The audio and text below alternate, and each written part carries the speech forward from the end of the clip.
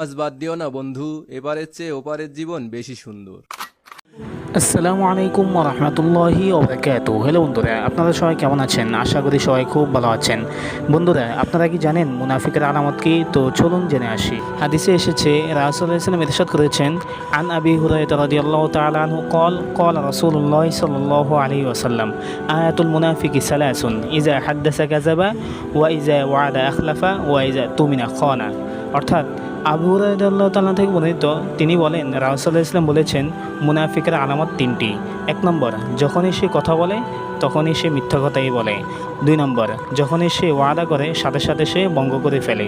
3 নম্বর, যখনই তার কাছে কেউ আমানত রাখে সাথে সাথে সে তার খেয়ানত করে। সহিহ মুসলিম এবং সহিহ বুখারীর হাদিস। এখন বন্ধুরা, আপনি একটু চিন্তা করেন, আপনি কি এই কাতারে আছেন কিনা? যদি থাকেন তাহলে একটু সঠিক হওয়ার চেষ্টা করেন। আর এমনই ভিডিও পেতে আমাদের চ্যানেলটিকে সাবস্ক্রাইব করে রাখুন। তো দেখা অন্য কোনো ভিডিওতে। আল্লাহ হাফেজ।